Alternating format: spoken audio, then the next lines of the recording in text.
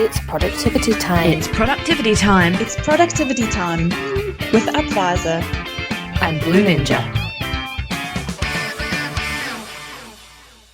Hello, welcome back to this month's #productivity.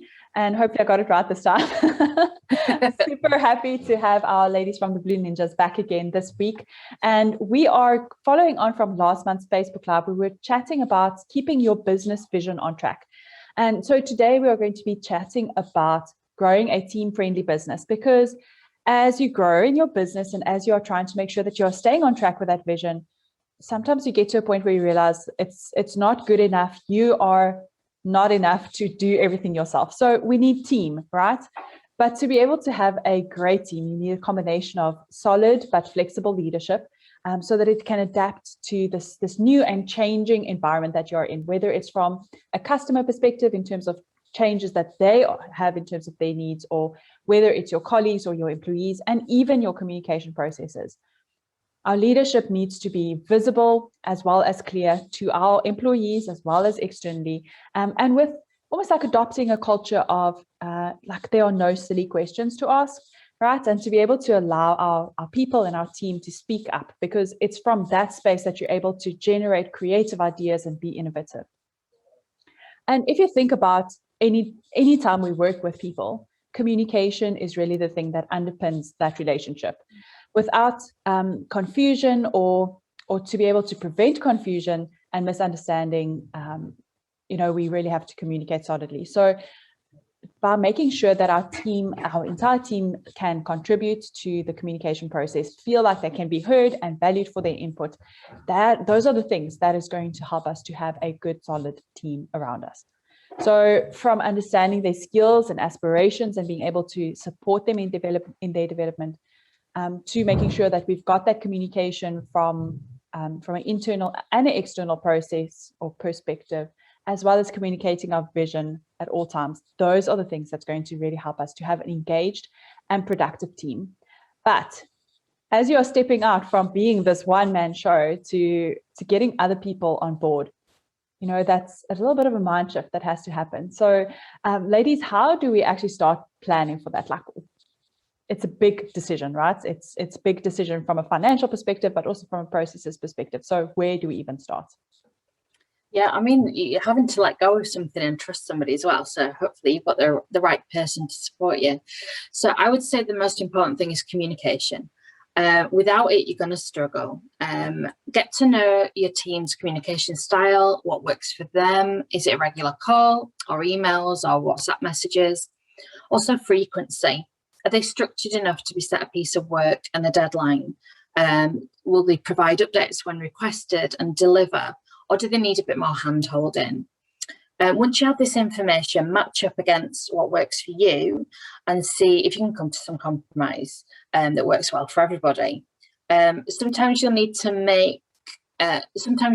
manage someone more closely and frequently than you would personally like, but it may be what they need to keep on task. So next are expectations. Each role should have a job description of some kind. It might not be that detailed, but explain the minimum standards that are required as a member of staff regarding how your team works with each other.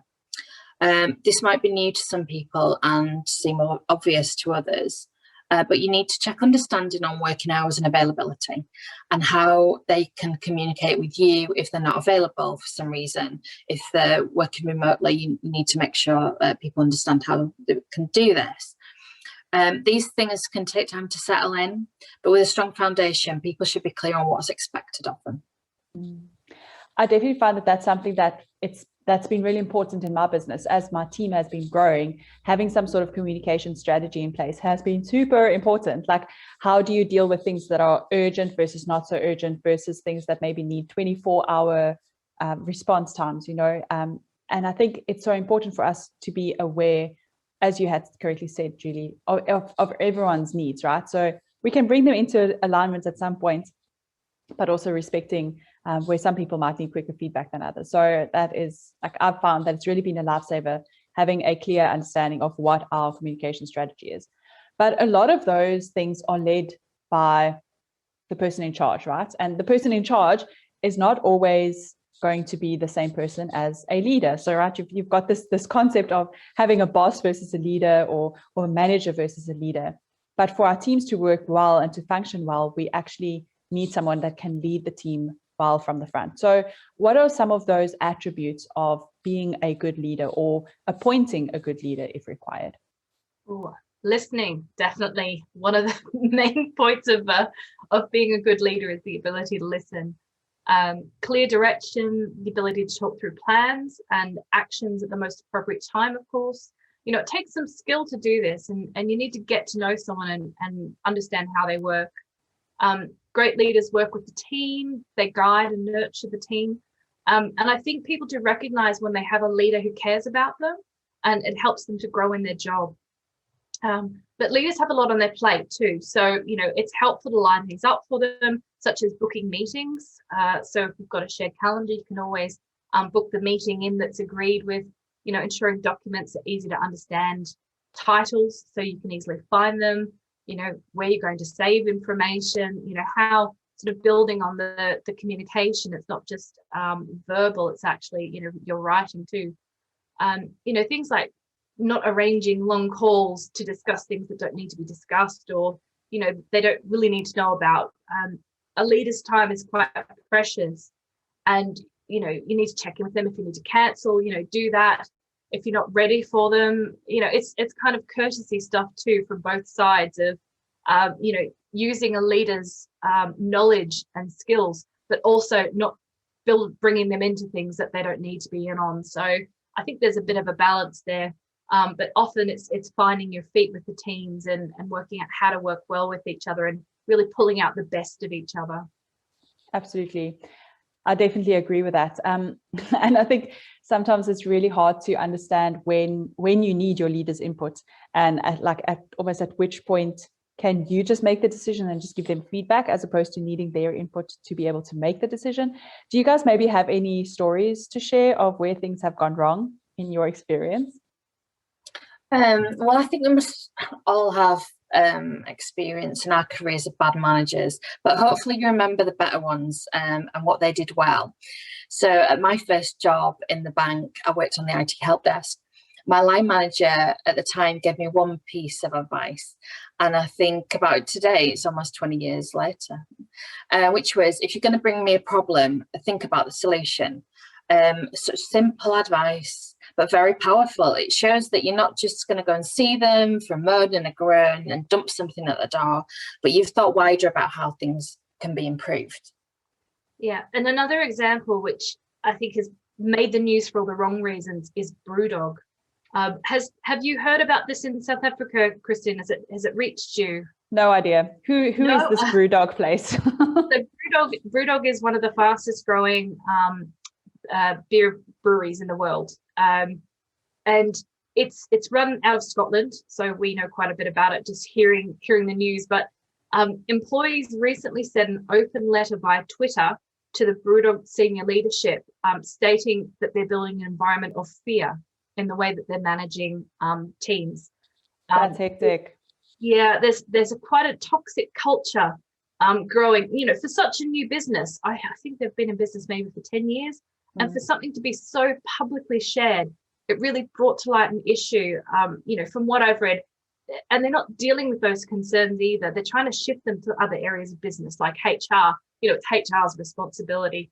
And the response from the leadership seemed to be a bit too rehearsed, and it tended to be in the line of an apology. Each time they do something that brings negative press, we've made a mistake, we're learning from our mistakes, sort of thing.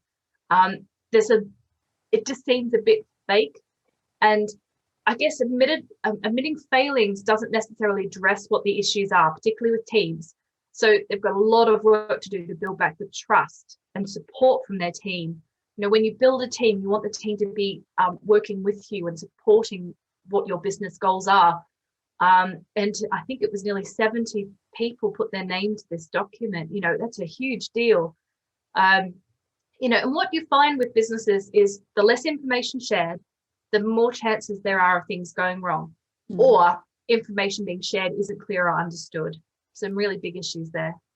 Sure, that's really scary. And I think it's something that we need to be super mindful of in our businesses in terms of the communication and as you said, like the culture that's being created. So like how can you manage this? Like if things go wrong, because they do, right? And we have to sort of placate people and, you know, patch things up.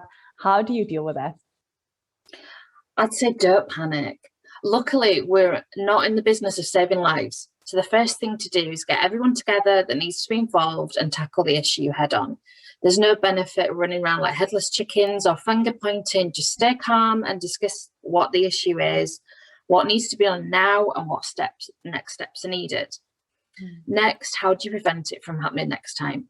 That means documenting process that may have been in someone's head and miscommunicated. I'm sure everyone has a story of something that's gone wrong. You know, the degree of how wrong it's gone will change person to person, but personally and professionally, you can't control everything in life. It's just a simple fact. That is true. And sometimes for those of us that really like to be in control, it's really hard to let go of control, right? I can sometimes attest to that fact. But can you maybe tell us a little bit about what happens if we take our eye off the ball? Like if all of that fancy planning that we did last month and at the beginning of the year and even now as we've been talking about your communication plans and all of that, like what happens when that planning gets forgotten about? Like how? I don't even know. Yeah. I mean, it's important not to be weighed down by the emotion that goes with missing something or things that go into plan. And I struggle with this a lot. You know, I'll be very honest with that. And part of my strategy with Julie is that she helps me manage these sorts of tasks to make it easier for me not to miss anything. Because I find I get very overwhelmed very quickly when I feel like I've let down someone or something's not gone to plan. It's just who I am. So Julie does help me a lot with keeping on track and making sure that, you know, if we've missed something, what happened, learning from those sorts of things too. You know, often it's because of information hasn't got to us yet, or it wasn't what we actually needed to know. So, you know, a lot, as we say, a lot of it's out of our control. You know, work's continually evolving and changing, and it can get out of control. So finding the right way to manage yourself is quite critical. And, you know, having a virtual assistant is extremely helpful for things like this, you know, helping implement a system for keeping on top of your tasks or helping them to do it for you. You know, those sorts of elements are there to help business leaders and owners to keep on track. Yeah. And it's very easy for us to get so focused working on client work that we neglect our own business. So set up your own operating rhythm for your team, regular weekly, monthly, quarterly tasks that need to be completed. Be clear about who needs to do them, when and how. This is also useful for holiday periods to ensure critical tasks such as invoicing is a really important one, is handed over so your service doesn't drop. Also sharing the workload around makes people appreciate what each other does. So we've written a blog about this that we can share in the comments about operating rhythm and why do I need one.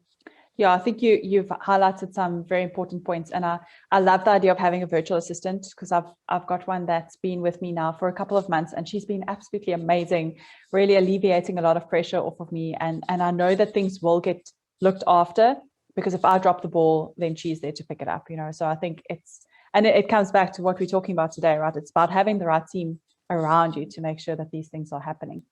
So, and it's not a failure to drop something. You know, it happens. It's just a matter of how you deal with it. Sure? Not everything, just the odd thing. Yeah, no, but you're right. I mean, I think it's totally true. We're all going to fail somewhere in our businesses along the line. So own it and figure it out and learn from it and move on again. I totally agree with that. You ladies know what I'm going to ask next. We like tools. What do you have to share with us around tools for managing our employees, and even maybe some onboarding tools that you guys have seen or not? Yeah, love to hear. So we come back to this in almost every Facebook Live because we just love tools. Ensure that you've got a plan in place. That's my tool, I'd say. Even if it's just bullet points, dates and who it's allocated to. It doesn't need to be anything fancy. But don't allocate an action to someone without their agreement or understanding. Otherwise, it can feel like you've just been given a rubbish job to do, possibly don't understand what needs to be done, and it'll really impact on the quality of the action. And there are so many tools to help teams manage their time. If you're unsure, look for project management tools. There's a lot of ones that deal with team management structures. Kanban boards, we've talked about those before. They're also a great way of organizing the team. But you have to enforce the use of a tool for it to be effective, and have a central way of managing this. So you have to have a structure in place that people understand and they can use. They also have to be on board and have buy-in about using the tool.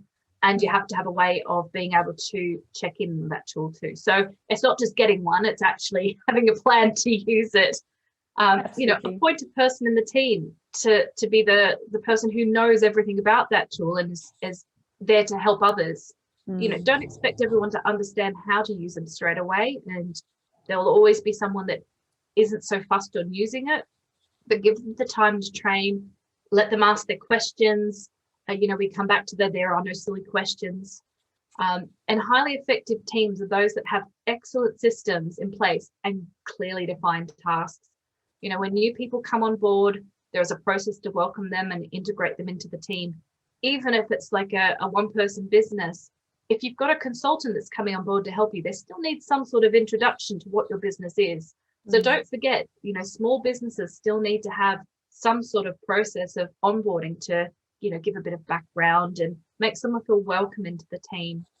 You'll know this, Christine, with your team, the growth of what you've been doing. Yeah, it's been quite interesting. So at the beginning of the year, I started out with one full-time intern. It didn't last more than a month.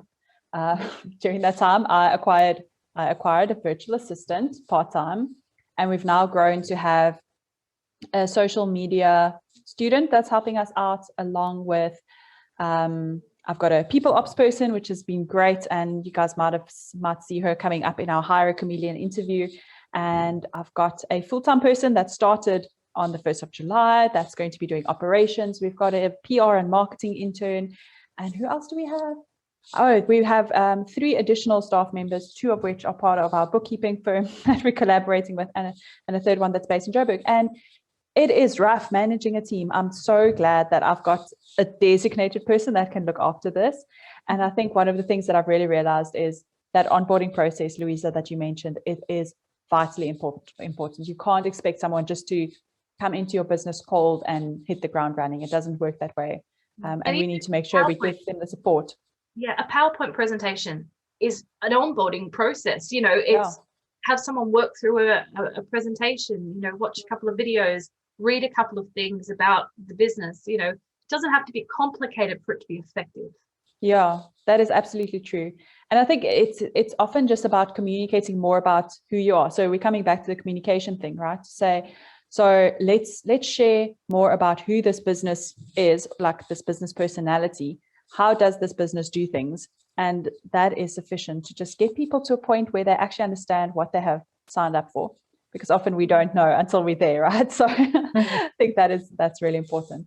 I have a question about. Go for it, Louisa. So interns, a lot of companies are looking more for internships now than that I've seen for quite a long time. Is there an appeal for internships that you're finding, Christine, or is it what's the role of an internship in terms of a team?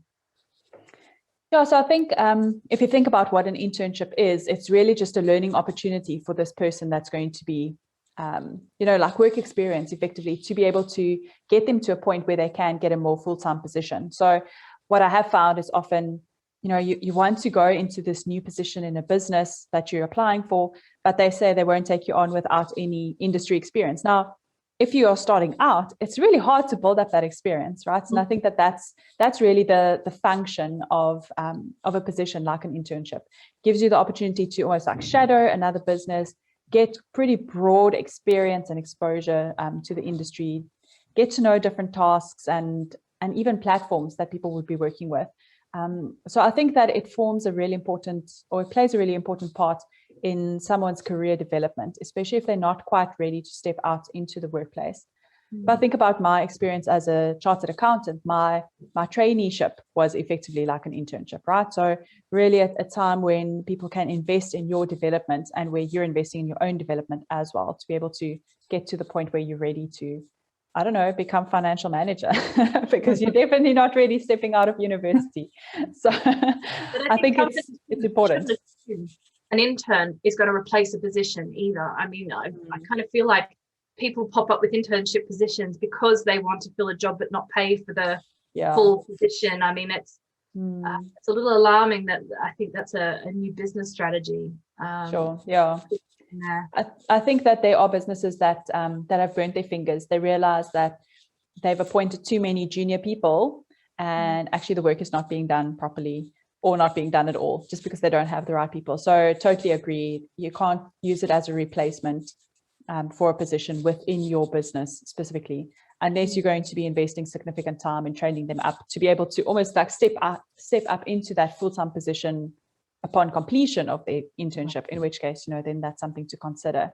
But yeah, definitely, if you need a full-time person, you need to pay for that resource to make it happen, right? At the end of the day, you get what you pay for. So you're either going to be paying in blood, sweat, and tears in trying to train them or fix their work, or you're going to pay them money. So you just have to choose which one it's going to be. Cool. Any closing comments from you ladies? No, I think we've covered it all, as you've said, and you're going through it right now. It's communication, and it's just like being clear, and they can't guess what's in your head, so you just got to let it all out. Yeah.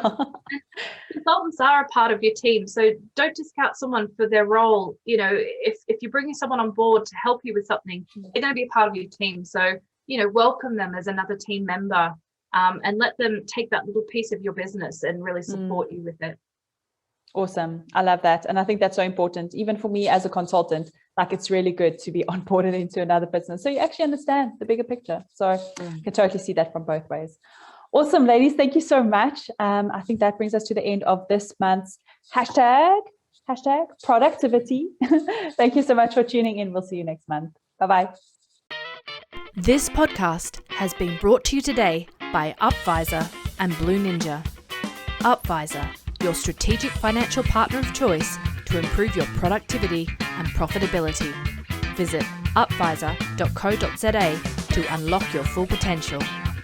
Blue Ninja, your online business management team for streamlining and improving your business functionality. Visit blueninja.eu because every business needs a ninja.